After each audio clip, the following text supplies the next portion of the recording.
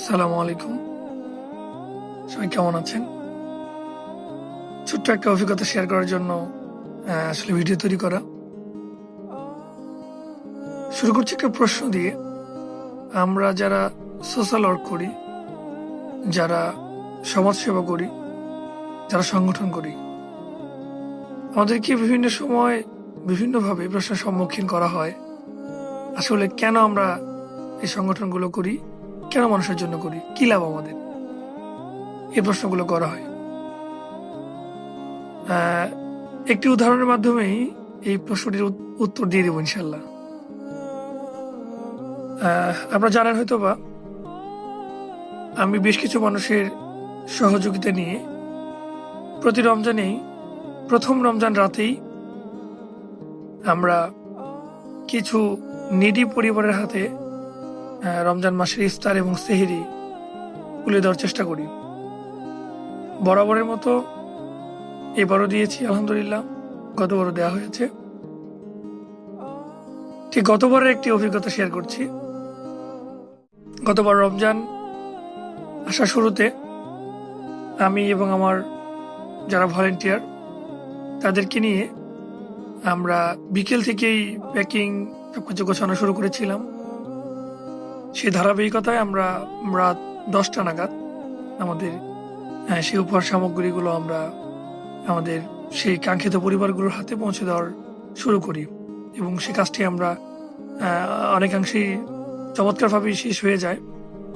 Last পিরিয়ডে গিয়ে I think রাত তখন 12টা পার হয়ে গেছে।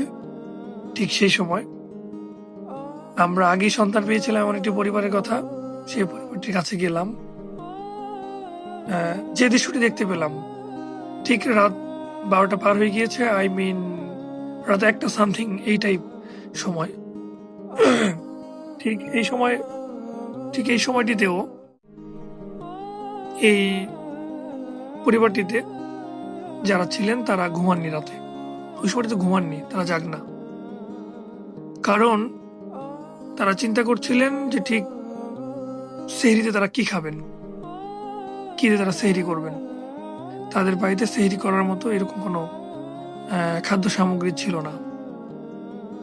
এর স্টোরি হচ্ছে সেই পরিবারের কর্তা, যিনি একমাত্র অর্থ উপার্জনের মাধ্যম, তিনি রমজানের মাস 3 আগেই ব্রেইন স্ট্রোক করেন এবং তার ব্রেইন স্ট্রোকের ফলে তাদের পরিবারের অর্থ উপার্জনের সম্পূর্ণ রাস্তা বন্ধ হয়ে যায়, যার জন্য তাদের রমজানের যে হচ্ছে প্রিপারেশন একদমই 0% ছিল।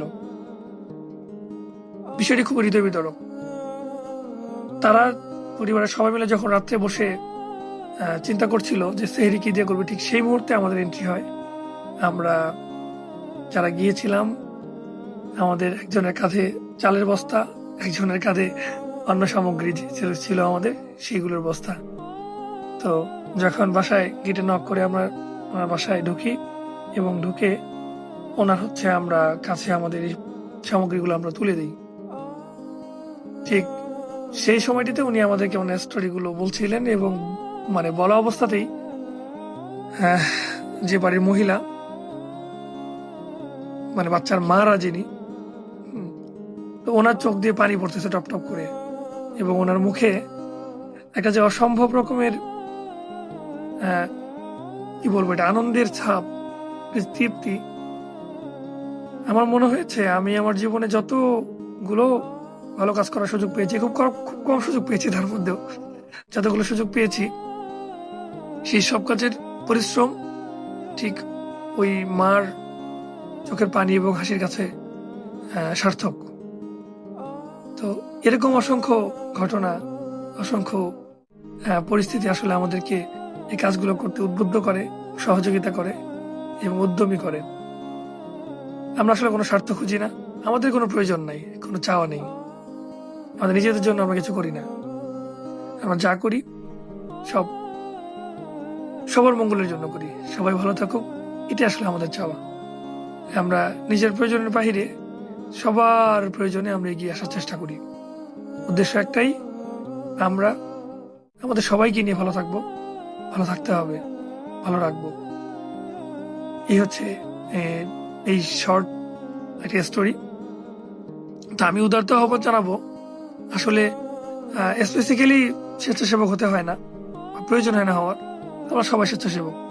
আমরা সবাই মিলে, সকলেই মিলে আমাদের দেশটাকে আমরা সুন্দর একটা দেশ গড়বো, সুন্দর একটা পর্যায়ে নিয়ে যাব, এটাই আমাদের চাওয়া। সকলেই আহ, নিজের জায়গা থেকে স্বেচ্ছাসেবা করবেন, মানব সেবা করবেন, মানুষের পাশে থাকবেন, মানুষকে ভালোবাসবেন। তবে আমরা আমাদের দেশকে, আমাদের জাতিকে, আমাদের পরিবেশকে, আমাদের পরিস্থিতিকে আমরা সুন্দর করে গোছাতে পারবো। সকলের কাছে দোয়া চেয়ে, সকলের কাছে ভালোবাসা চেয়ে আমার কথা এখানে শেষ করছি। সকলে ভালো থাকবেন। আসসালামু আলাইকুম।